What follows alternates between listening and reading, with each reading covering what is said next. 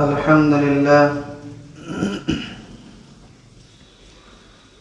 الحمد لله وحده والصلاة والسلام على من لا نبي بعده.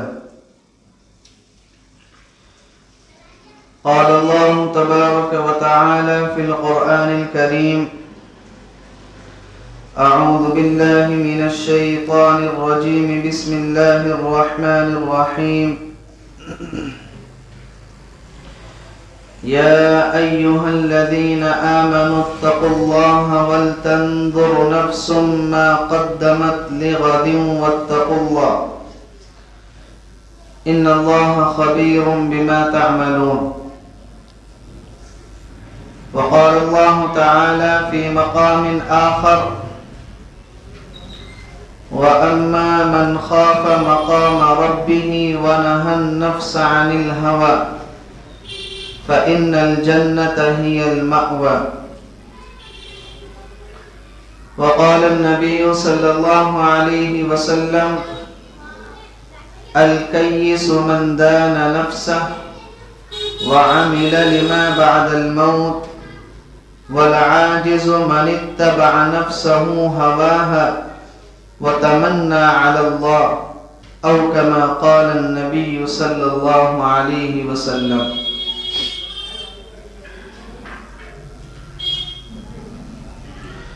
ہو رہی ہے عمر مثل برف کم، ہو رہی ہے عمر مثل برف کم، چپکے چپکے رفتہ رفتہ دم بدم. آدمی کا جسم کیا ہے جس پر شیدا ہے جہاں، آدمی کا جسم کیا ہے جس پر شیدا ہے جہاں. ایک مٹی کی عمارت ایک مٹی کا مکان، خون سے گارا بنایا اینٹ جس میں ہڈیاں، چند سانسوں پر کھڑا ہے یہ خیالی آسماں. موت کی پرزور آندھی جب اسے ٹکرائے گی تب یہ مٹی کی عمارت خاک میں مل جائے گی. محترم بزرگوں اور عزیز ساتھیوں، ایک تاجر ہے، وہ تجارت کرتا ہے، دکان چلاتا ہے، فرم چلاتا ہے، کارخانہ چلاتا ہے. اس کو دکان پر اپنی آمد اور اپنی خرچ کا پتہ ہوتا ہے کہ آج میں نے کتنا کمایا ہے اور کتنا نقصان اٹھایا ہے.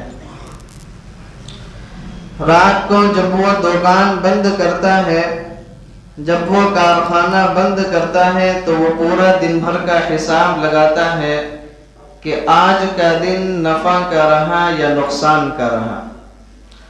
اگر دن نفع کا ہوتا ہے تو اس پر خوش ہوتا ہے، اور اگر نقصان ہوتا ہے تو پھر تجزیہ کرتا ہے کہ آخر نقصان کی وجہ کیا رہی، اور اس نقصان کی وجہ کو ختم کرنے کی کوشش کرتا ہے. یہ معاملہ ہے نہیں ہے دنیا میں؟ ہر تاجر، ہر بزنس مین، ہر دکاندار، ہر کارخانے دار، ہر ایکسپورٹر کا یہ معاملہ ہے کہ وہ اپنے پورے دن بھر کا تجزیہ کرتا ہے کہ آج میں نے کیا کمایا، کیا کھویا، کیا پایا اور کیا میں نے کیا ہے کھو دیا.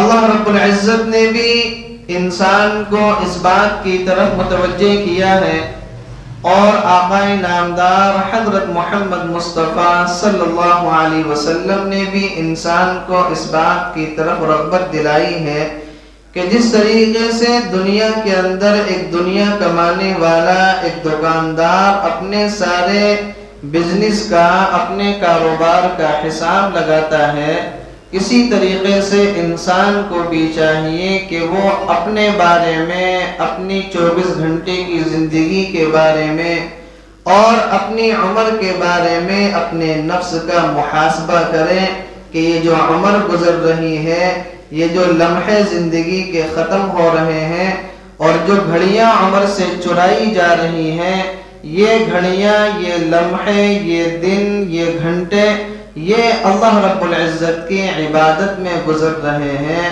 یا اللہ تعالیٰ کی نافرمانی میں گزر رہے ہیں۔ اور پیغمبر علیہ السلام نے فرمایا الکیس من دان نفسہ، عقل مند وہ ہے جو اپنے نفس کو جان لے، اپنے نفس کے اندر جھانک لے کہ میرا نفس جو ہے وہ اللہ رب العزت کے احکام کی طرف زیادہ چلتا ہے یا شیطانی کاموں میں زیادہ چلتا ہے۔ وَعَمِلَ لِمَا بَعْدَ الْمَوْتِ، اور اپنی موت کے بعد کے لیے عمل کرے، اور اپنی موت کے بعد کے لیے عمل کرے۔ وَالْعَاجِزُ مَنِ اتَّبَعَ نَفْسَهُ هَوَاهَا، اور عاجز آدمی وہ ہے کہ جو اپنے نفس کے پیچھے پیچھے چلے، جو اپنے نفس کی پیروی کرے، جو شیطان کے راستے پر چلے۔ وَتَمَنَّى عَلَى اللَّهِ، اور اللہ رب العزت سے تمنا کرے کہ اللہ اس کو معاف کر دے گا۔ یہ کون ہے؟ یہ عاجز ہے۔ اور عقل مند کون ہے؟ عقل مند وہ ہے جو آدمی اپنے نفس کا محاسبہ کرے، اپنے نفس کا جائزہ لے، ٹٹولے کہ میری زندگی کیسی گزر رہی ہے۔ جس طریقے سے دکاندار دکان پر بیٹھ کر شام کو حساب لگاتا ہے کہ آج دن نفع کا رہا یا نقصان کا رہا، آدمی بھی رات کو اس بات کا تجزیہ کرے، محاسبہ کرے کہ آج کا دن اللہ رب العزت کی فرما برداری والے کاموں میں زیادہ گزرا ہے یا گناہوں میں زیادہ گزرا ہے۔ اگر دن نیکیوں کی طرف زیادہ چلا ہے، اس پر اللہ تعالیٰ کا شکر ادا کرے، اور دن میں اگر کچھ گناہ کے کام ہوئے ہیں اس پر اللہ رب العزت سے معافی مانگے، استغفار کرے، اور آئندہ ان گناہوں کی طرف نہ جانے کا عزم مصمم کرے۔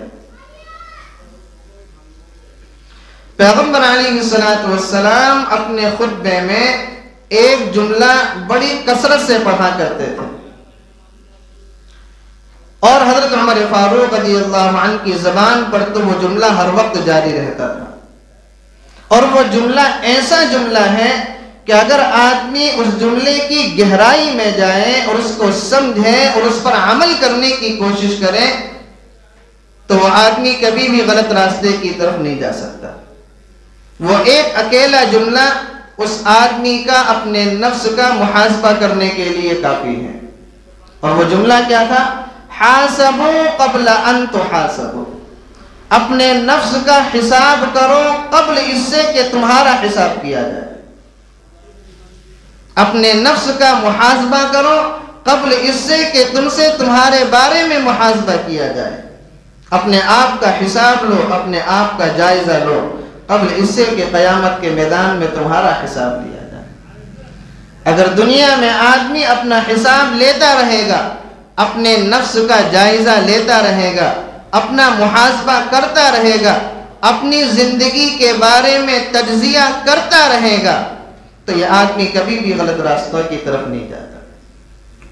کمزوری یہ ہے، غلطی یہ ہے کہ ہم لوگوں نے اپنے آپ کو کامل اور مکمل سمجھ لیا ہے۔ ہم لوگوں نے یہ سمجھ لیا ہے کہ ہمارے اندر تو کسی قسم کی کوئی غلطی نہیں ہے، ہمارے اندر تو کوئی کمی نہیں ہے، ہم تو نماز بھی پڑھتے ہیں، روزے بھی رکھتے ہیں، سارے دینی کام کرتے ہیں، ہمیں اپنے نفس کا تجزیہ کرنے کی ضرورت کیا ہے؟ اور پیغمبر علیہ السلام فرما رہے حاسبوا قبل ان تحاسبوا، اپنے نفس کا حساب لو قبل اس سے کہ تمہارا حساب لیا جائے۔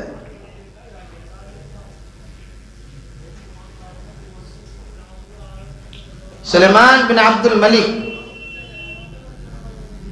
بنو امیہ کا بادشاہ گزرا ہے، اور پہلے بادشاہوں کا یہ مزاج ہوتا تھا کہ نصیحت کرنے کے لیے اپنے دربار میں علماء کو بلا لیا کرتے تھے یا ان سے کوئی نصیحت کے جملے پوچھ لیا کرتے تھے۔ تو ایک مرتبہ سلیمان بن عبد الملک نے اپنے دربار میں شیخ ابو حازم رحمۃ اللہ علیہ کو بلایا اور ان سے کہا کہ حضرت میں آپ سے کچھ سوال کرنا چاہتا ہوں۔ شیخ ابو حازم رحمۃ اللہ علیہ نے کہا کہ بے شک کریے۔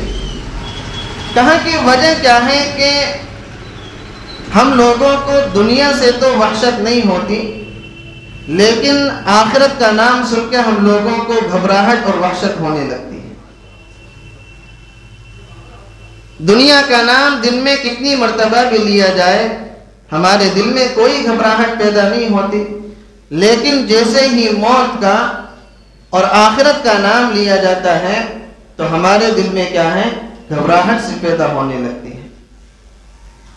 شیخ ابو حازم رحمۃ اللہ علیہ نے فرمایا کہ میں اس سوال کے جواب میں آپ سے ہی ایک سوال کرنا چاہتا ہوں۔ کہا کہ کیا؟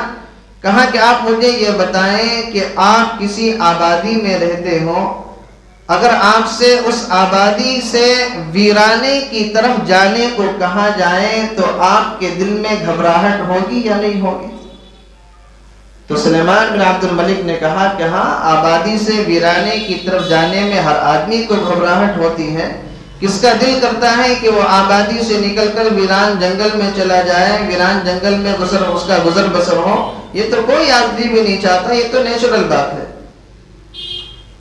کہ آبادی سے انسان کو وحشت نہیں ہوتی، ویرانے سے اس کو گھبراہٹ اور وحشت ہوتی ہے۔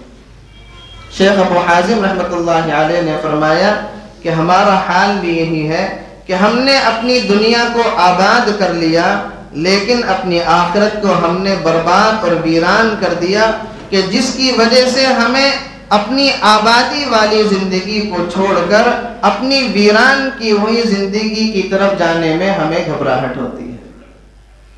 اگر ہم نے اپنی آخرت کو آباد کیا ہوتا، اگر ہم نے اپنی آخرت کے لیے اچھے اچھے کام کیے ہوتے، اگر ہم نے اپنی آخرت کے لیے کچھ چیزیں پہلے پیشگی ہی بھیج دی ہوتی تو ہماری یہ حالت کبھی بھی نہیں ہوتی کہ ہم دنیا سے آخرت کی طرف جانے میں گھبراتے۔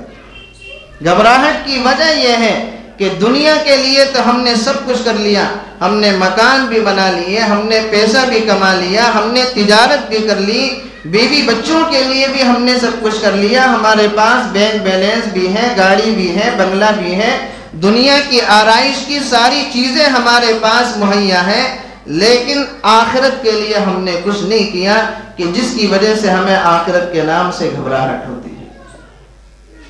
اور یہی ہے وہ چیز جس کو اللہ رب العزت نے قرآن کریم میں بیان فرمایا، جو آیت میں نے خطبے کے اندر پڑھی، یا ایھا الذین آمنوا اتقوا اللہ، ایمان والو اللہ تعالیٰ سے ڈرو، ولتنظر نفس ما قدمت لغد، اور دیکھو اور خوب دیکھو کہ تم نے آنے والے کل کے لیے کیا چیز آگے بھیج رکھی ہے۔ قبر کی جو زندگی شروع ہونے والی ہے، اس کے بعد جو آخرت کی زندگی شروع ہونے والی ہے، اس کے لیے تم نے کیا تیاری کی ہے، تم نے کیا آگے بھیج رکھا ہے۔ آدمی دنیا کے اندر ایک چھوٹا سا معمولی سا سفر کرتا ہے، اگر اس کو یہاں سے دہلی جانا ہو یا کسی دوسری جگہ جانا ہو یا گھومنے کے لیے جانا ہو، تو آدمی وہاں کے لیے ساری چیزیں کیا ہے تیار کر کے رکھتا ہے، وہاں کا جو ہے ٹیمپریچر کیسا ہے، وہاں کا ماحول کیسا ہے، اور وہاں پر جو ہے آدمی کمرے کی بکنگ بھی کرواتا ہے، ٹھہرنے کا انتظام بھی کرتا ہے، کھانے کا بھی انتظام کرتا ہے، حالانکہ اس کو وہاں پر مستقل رہنا تو نہیں ہوتا، 2 دن کے لیے یا 3 دن کے لیے اس کو وہاں پر جانا ہوتا ہے، 2 دن کے لیے 3 دن کے لیے آدمی ساری کوشش کرتا ہے، کپڑے بھی رکھتا ہے اور کمرے کا بھی انتظام کرتا ہے اور ہوٹل کا بھی انتظام کرتا ہے، کھانے کا بھی انتظام کرتا ہے، رہائش کا بھی انتظام کرتا ہے، لیکن جو ایک زندگی قبر کے بعد شروع ہونے والی ہے، آخرت کی زندگی شروع ہونے والی ہے، اس کے لیے ہمارے پاس کوئی تیاری نہیں۔ وَلْتَنْظُرْ نَفْسٌ مَا قَدَّمَتْ لِغَدٍ، دیکھو کہ تم نے آنے والے کل کے لیے کیا چیز آگے بھیج رکھی ہے، کیا چیز تیار کر رکھی ہے۔ وَاتَّقُوا اللَّهَ، اور اللہ تعالیٰ سے ڈرتے رہو۔ إِنَّ اللَّهَ خَبِيرٌ بِمَا تَعْمَلُونَ، وہ تمہارے ان چیزوں کو بھی جانتا ہے جو تمہارے سینوں کے اندر چھپی ہوئی ہیں، تمہارے سینوں کے بھید کو بھی جانتا ہے۔ اور ایک جگہ اللہ رب العزت نے فرمایا وَأَمَّا مَنْ خَافَ مَقَامَ رَبِّهِ وَنَهَى النَّفْسَ عَنِ الْهَوَىٰ، اور جو آدمی اللہ رب العزت کے سامنے کھڑے ہونے سے ڈرا کہ قیامت کے دن مجھے اللہ رب العزت کے سامنے کھڑا ہونا ہے، مجھے سوالوں کے جوابات دینے ہیں، دنیا کے اندر جو 50 سال کی 60 سال کی 70 سال کی زندگی گزاری ہے، اس زندگی کا حساب دینا ہے۔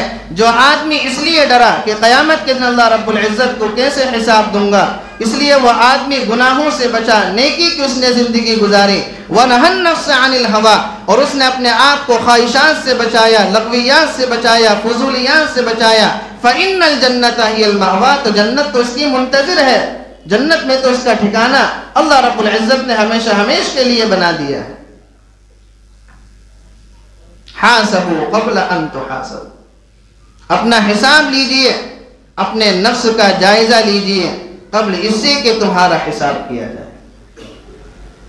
سوچیں کہ ہماری زندگی کس پٹری پر گزر رہی ہے، کس راستے پر گزر رہی ہے، اللہ رب العزت والے راستے پر گزر رہی ہے یا شیطانی کاموں کے اندر گزر رہی ہے۔ ہمارے شب و روز، ہمارے دن اور رات، ہماری صبح اور شام، ہمارے یہ سردی اور گرمی، یہ سارے ایام، یہ 24 گھنٹے کی زندگی، یہ اللہ کو راضی کرنے میں گزر رہی ہے، یہ شیطانی کاموں کے اندر گزر رہی ہے۔ حاسبوا قبل ان تحاسبوا، اپنے نفس کا حساب لیں، اپنے نفس کا جائزہ لیں۔ یہ نہیں ہے کہ دنیا میں آپ کو زندگی ملی ہے اور آدمی دنیا کے اندر 50 سال 60 سال 70 سال پورے کر کے چلا جائے اور وہ یہ گمان رکھتا ہے کہ اللہ رب العزت کے سامنے پیش نہیں ہونا ہے، اللہ رب العزت کے سامنے کھڑا نہیں ہونا ہے۔ یہ اللہ نے بچپن دیا، جوانی دی، بڑھاپا دیا، ہمت دی، طاقت دی، دولت دی، عیش و عشرت دی، یہ سب یوں ہی دی، اس کا حساب نہیں ہوگا۔ افحسبتم انما خلقناکم عبثا وانکم الینا لا ترجعون، کیا تم یہ گمان کرتے ہو کہ ہم نے تمہیں یوں ہی بیکار پیدا کیا ہے اور تم ہماری طرف لوٹائے نہیں جاؤ گے؟ اَيَحْسَبُ الْإِنسَانُ أَن لَّن نَّجْمَعَ عِظَامَهُ، ہم تو اس بات پر قادر ہیں کہ تمہاری ہڈیوں کو تم سے جمع کر دیں۔ بَلَا قَادِرِينَ عَلَىٰ أَن نُّسَوِّيَ بَنَانَهُ، ہم تو تمہاری انگلیوں کے پوروں سے تم کو پہچان لیں گے۔ یہ جو آدمی کا فنگر پرنٹ ہوتا ہے، اسی سے اللہ رب العزت سب کو زندہ کرے گا، اسی سے ہر آدمی کی پہچان ہو جائے گی۔ دنیا کے اندر کتنی بڑی آبادی اس وقت موجود ہے، کتنے لوگ چلے گئے، کتنے اس وقت موجود ہیں، کتنے آنے والے ہیں، یہ فنگر پرنٹ اللہ رب العزت نے ہر ایک کا الگ رکھا ہے۔ بلا قادرین علی ان نسوی بنانا، ہم تو تمہیں فنگر پرنٹ سے ہی پہچان لیں گے، تم ہو کس ہوش و خیال کے اندر۔ الکیس من دان نفسہ، عقل مند وہ ہے جو اپنے نفس کا جائزہ لے لے، اپنے نفس کو جھانک لے کہ کر کیا رہا ہے، زندگی کس کاموں کے اندر گزر رہی ہے۔ اپنی 24 گھنٹے کی زندگی کا جائزہ لیں کہ 24 گھنٹے کی زندگی گناہوں میں، غلطیوں میں، کوتاہیوں میں، لغویات میں، فحش میں، منکرات میں گزر رہی ہے یا اللہ رب العزت کی عبادتوں کے اندر گزر رہی ہے۔ ہم جو نمازیں پڑھ رہے ہیں، اپنی نمازوں کا جائزہ لیں، نمازوں کے اندر جھانکیں، نمازوں کا تجزیہ کریں، اپنی نمازوں کا محاسبہ کریں کہ یہ جو ہم نماز پڑھ رہے ہیں، کیا یہ نماز وہی ہے کہ جو نماز اللہ رب العزت نے ہم سے چاہی تھی؟ نماز ہم اسی انداز پر پڑھ رہے ہیں یا اسی نہج پر پڑھ رہے ہیں جو انداز اللہ رب العزت نے ہم سے چاہا تھا، جس نماز کو اللہ رب العزت نے ہم سے تقاضا کیا تھا؟ نماز اسی انداز سے پڑھی جا رہی ہے یا ڈنڈی مار کر پڑھی جا رہی ہے کہ 8 کی کھاٹ کی اور 360 کی؟ جمعے کے اندر آ گئے، اس کے بعد ختم، جمعے کے اندر پوری نہیں بستی، کنیاں والی مسجد میں موجود ہوتی ہیں، بقیہ اوقات میں یہ ساری کی ساری مجمع کہاں ہوتا ہے؟ یہ چوراہوں پر ہوتا ہے، یہ گھروں میں ہوتا ہے، یہ بازاروں میں ہوتا ہے، یہ چائے کے ہوٹلوں میں ہوتا ہے۔ تجزیہ کریں، اللہ رب العزت حساب لے گا، ہر حال میں حساب لے گا کہ نماز جو پڑھ رہے ہیں ڈنڈی مار کر پڑھ رہے ہیں یا پابندی سے پڑھ رہے ہیں، نماز جو پڑھ رہے ہیں اس کے اندر خضوع خشوع ہے یا نہیں، یا بس نماز ایسے ہی پڑھی جا رہی ہے کہ جسم انسان کا مسجد کے اندر موجود ہے اور انسان کا دماغ دکان میں اور فرم کے اندر لگا ہوا ہے۔ نماز کیسی پڑھی جا رہی ہے؟ اپنے روزوں کا جائزہ لیں کہ روزے جو اللہ رب العزت نے ہمیں یہ جسم دیا، ہمت دی، طاقت دی، اس جسم پہ ہم کیا کر رہے ہیں؟ اللہ رب العزت کے لیے روزے رکھ رہے ہیں یا رمضان کے اندر بھی کھانا پینا شروع ہے؟ رمضان کے اندر بھی کھائے پیے جا رہے ہیں، اور وجہ یہ بیان کی جاتی ہے کہ ہم سے بھوکا نہیں رہا جاتا۔ صحابہ کرام نے تو پیٹ پر پتھر باندھ باندھ کر یہ دین ہم تک پہنچایا، یہ شریعت ہم تک پہنچائی، یہ قرآن ہم تک پہنچایا، اور ہم سے رمضان کے روزے رکھنے میں بھی ہماری جان نکلتی ہے۔ ہمارے نوجوان کہتے ہیں کہ بھوکا نہیں رہا جاتا، بھوک برداشت نہیں ہوتی۔ ہم سب کے محسن، ہم سب کے آقا نے جسم پر دو دو پتھر باندھ کر اس دین کو سینچا ہے، اس دین کو ہم تک پہنچایا ہے۔ اپنے روزوں کا جائزہ لیں کہ ہمارے روزے رمضان میں پابندی سے ہوتے ہیں، یا رمضان کا مہینہ بھی بقیہ مہینوں کی طرح غفلت سے گزر جاتا ہے۔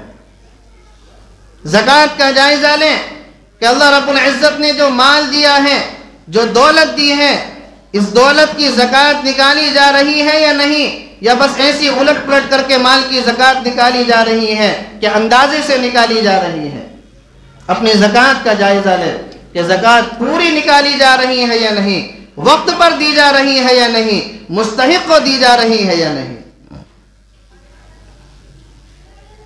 قرآن کا جائزہ لیں، اللہ رب العزت نے قرآن کی شکل میں ہم کو جو اتنی بڑی نعمت سے نوازا ہے کہ جس نعمت پر ہم ساری زندگی اللہ رب العزت کے سامنے اپنی پیشانی کو سجدے میں رگڑ ڈالیں تب بھی اس نعمت کا شکر ادا نہیں ہو سکتا۔ اس قرآن کو ہم کتنا پڑھ رہے ہیں، اس قرآن کے لیے دن میں ہم کتنا وقت فارغ کر رہے ہیں، اس قرآن کی کتنی تلاوت کر رہے ہیں، اور قرآن کی تلاوت اگر کر رہے ہیں تو قرآن کی تلاوت سے ہمارے دل میں لرزہ طاری ہو رہا ہے یا نہیں، ہمارے دل کی وہ کیفیت ہو رہی ہے یا نہیں جو صحابہ کرام کے دلوں کی ہوتی تھی جب وہ قرآن کریم کی تلاوت کرتے تھے۔ یا بس یہی ہے کہ رمضان میں قرآن کھول کے دیکھ لیا، اس کے بعد پورے سال قرآن کریم کھولنے کی نوبت نہیں آتی۔ یہ قرآن کریم کل قیامت کے میدان میں اللہ رب العزت کے سامنے تمہارا گریبان پکڑ کر کہے گا، ھذا القرآن مہجورا، یہ ہے کہ جس نے مجھے دنیا کے اندر چھوڑ دیا تھا۔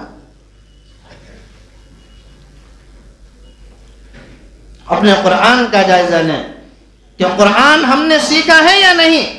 اگر نہیں سیکھا ہے تو قرآن کو سیکھیں، اور اگر سیکھ لیا ہے تو قرآن کی روزانہ پابندی کے ساتھ تلاوت کریں۔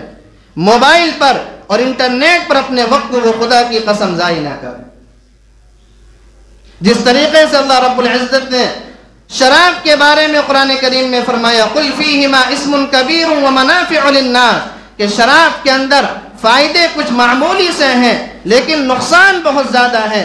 خدا کی قسم یہی حال موبائل کا ہے کہ فائدے بہت تھوڑے سے ہیں لیکن نقصان بہت زیادہ ہے، کہ اس موبائل کی وجہ سے ہماری بیٹیوں کے اندر بے حیائی پیدا ہوئی، ہماری بیٹیوں کے سروں سے دوپٹے اتر گئے، ہمارے اوقات ضائع ہو گئے، قرآن کریم کی تلاوت ہم سے چھین لی گئی۔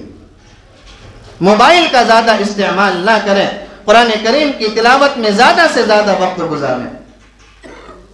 اپنے معاملات پر توجہ دیں کہ ہمارے معاملات کیسے گزر رہے ہیں، ہماری کمائی کس راستے سے آ رہی ہے، جائز راستے سے آ رہی ہے یا ناجائز راستے سے آ رہی ہے، حلال راستے سے آ رہی ہے یا حرام راستے سے آ رہی ہے۔ ہم جو کما رہے ہیں فرم کے اندر، کارخانے کے اندر، دکان کے اندر، وہ جھوٹ بول کر کما رہے ہیں یا سچ بول کر کما رہے ہیں، اپنے معاملات پر دھیان دیں۔ اپنی معاشرت پر دھیان دیں کہ ماں باپ کے ساتھ زندگی ہم کیا اسی نہج پر، اسی اسلوب پر، اسی طریقے پر گزار رہے ہیں جو طریقہ ہم کو قرآن نے سکھایا ہے کہ وَقَضَىٰ رَبُّكَ أَلَّا تَعْبُدُوا إِلَّا إِيَّاهُ وَبِالْوَالِدَيْنِ إِحْسَانًا إِمَّا يَبْلُغَنَّ عِندَكَ الْكِبَرَ أَحَدُهُمَا أَوْ كِلَاهُمَا فَلَا تَقُل لَّهُمَا أُفٍّ وَلَا تَنْهَرْهُمَا وَقُل لَّهُمَا قَوْلًا كَرِيمًا، کہ ماں باپ میں سے دونوں یا ان دونوں میں سے کوئی ایک تمہیں مل جائے اور وہ خلاف ناگوار اور خلاف عادت اور خلاف مزاج تم سے کوئی بات کریں، فلا تقل لهما اف ولا تنهرهما، ان کو جھڑکنا، ان کو گالیاں بکنا، ان کے ساتھ غلط انداز سے بات کرنا، ان سے چلا کر بات کرنا، ان کو گالیاں بکنا بہت دور کی بات ہے۔ فلا تقل لهما اف ولا تنهرهما، ان کو اپنی زبان سے اف بھی نہیں نکالنا ہے۔ اپنی معاشرت پر دھیان دیں کہ ماں باپ کے ساتھ ہماری زندگی قرآنی اسلوب پر گزر رہی ہے، اس اسلوب پر گزر رہی ہے جو طریقہ ہم کو پیغمبر علیہ السلام نے سکھایا ہے، یا یوں ہی الٹپ گزر رہی ہے؟ بہن بھائیوں کے ساتھ ہماری زندگی کیسی گزر رہی ہے؟ بہن بھائیوں کے حقوق ادا کیے جا رہے ہیں یا بہنوں کی اور بھائیوں کی وراثت کو ہڑپ کر کے کھایا جا رہا ہے؟ اس دنیا کے اندر دو طریقے کے چور ہوتے ہیں۔ ایک چور وہ ہوتا ہے جو مسجد سے چپل چوری کرتا ہے، اور ایک چور وہ ہوتا ہے جو اس سے بھی بڑا ہوتا ہے، جو بظاہر چور نظر نہیں آتا، وہ سوٹ بوٹ میں ہوتا ہے، لوگ اس کی عزت کرتے ہیں، اس کو سلام کرتے ہیں، وہ جہاں رشتے بھیجتا ہے اس کو رشتے ملتے ہیں، لیکن یہ الگ انداز کا چور ہے۔ اور یہ سب سے بڑا چور وہ ہے جو اپنی بہنوں کی، اپنی بھائیوں کی وراثت کو ہڑپ کر کے کھا جاتا ہے۔ دیکھیں بہنوں کے ساتھ ہمارا کیا معاملہ ہے۔ باپ کے مرنے کے بعد بڑا بھائی ساری کی ساری وراثت پر سانپ بن کر بیٹھ جاتا ہے، سارے مال پر سانپ بن کر بیٹھ جاتا ہے۔ کیا بڑے بھائی کا یہ حق ہے کہ اپنی بہنوں کی، اپنی بھائیوں کی وراثت کو کھا جائے اور اس کے بارے میں یہ دلیل دے کہ میں اپنے ہاتھ سے کارخانہ چلا رہا ہوں، سارا کا سارا کارخانہ میرے ہی ذمے لگا رکھا ہے؟ اگر یہی دلیل ہے تو قرآن کے اندر اللہ رب العزت کو وراثت کے بارے میں 2 رکوع اتارنے کی ضرورت کیا تھی؟ اگر یہی معاملہ ہے، اپنی معاشرت پر دھیان دیجیے۔ اگر بہنوں کو وراثت میں حصہ نہیں دیا ہے، خدا کی قسم دنیا کے اندر اپنے معاملے کو صاف کر لیجئے، ورنہ کل قیامت کا دن ہوگا، آپ کا گریبان ہوگا اور سامنے آپ کی بہن کے ہاتھ میں آپ کا گریبان ہوگا۔ اللہ رب العزت کی پکڑ سے خدا کی قسم بچ نہیں پائیں گے۔ آپ کی ساری نمازیں آپ کے منہ پر مار دی جائیں گی، آپ کی عبادات آپ کے منہ پر مار دی جائیں گی اگر بہنوں کا مال کھا کر دنیا سے جاؤ گے، اگر بہنوں کو اور بھائیوں کو وراثت سے محروم کر کے دنیا سے جاؤ گے۔ خدا کی قسم کل قیامت کے دن اللہ رب العزت کی پکڑ سے بچ نہیں پاؤ گے۔ اپنی معاشرت پر دھیان دیں۔ ہماری معاشرت اپنے بہن بیٹیوں کے ساتھ، اپنی بیوی کے ساتھ، اپنے بچوں کے ساتھ کیسی گزر رہی ہے؟ سال 2022 ختم ہونے والا ہے۔ اس سال کے ختم ہونے میں صرف 1 دن باقی ہے۔ یہ سال گزر گیا، سال 2023 آنے والا ہے۔ سال زندگی کے کم ہو رہے ہیں، عمر زندگی کی کم ہو رہی ہے، اور ہم اپنی قبر سے دن بدن قریب ہوتے جا رہے ہیں۔ جائزہ لیں، اپنا حساب کریں، اپنے نفس کا تجزیہ کریں کہ سال 2022 ہم نے کیسے گزارا ہے؟ اللہ کی بندگی میں گزارا ہے یا شیطانی کاموں کے اندر گزارا ہے؟ اپنے نفس کا جائزہ لیں۔ ہو رہی ہے عمر مثل برف کم، چپ کے رفتہ رفتہ دم بدم۔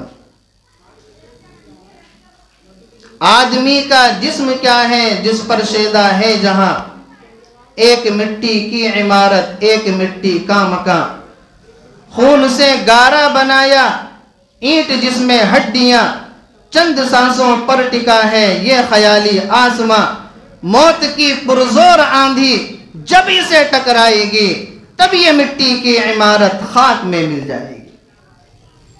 یہ جسم جو اللہ رب العزت نے دیا ہے یہ ہمیشہ باقی رہنے والا نہیں ہے، یہ عمر ہمیشہ باقی رہنے والی نہیں ہے۔ اپنا تجزیہ کریں، محاسبہ کریں کہ سال 2022 کیسا گزرا، سچ بولنے میں گزرا یا جھوٹ بولنے میں گزرا، اللہ کی فرما برداری میں گزرا یا شیطانی کاموں میں گزرا، پیغمبر علیہ السلام کے راستے پر گزرا یا شیطانی طریقوں پر چلنے پر گزرا، سچائی میں گزرا یا جھوٹ پر گزرا، لوگوں کو دھوکہ دینے میں گزرا یا لوگوں کو دھوکہ نہ دینے میں گزرا۔ اس بات کا تجزیہ کریں، محاسبہ کریں، اور سال 2022 کے ختم ہونے پر اپنے نفس کا محاسبہ کریں، اللہ رب العزت کے سامنے دعا کریں کہ یا اللہ اس سال ہم سے جو نیکیاں ہوئی ہیں ہماری ان نیکیوں کو قبول فرما، جو غلطیاں کوتاہیاں ہوئی ہوں ان غلطیوں کوتاہیوں کو معاف فرما، اور سال 2023 کو ایک نئی زندگی کے ساتھ، ایک نئی امنگ کے ساتھ، ایک نئی تڑپ کے ساتھ، ایک نئی چاہت کے ساتھ شروع کرنے کی کوشش کریں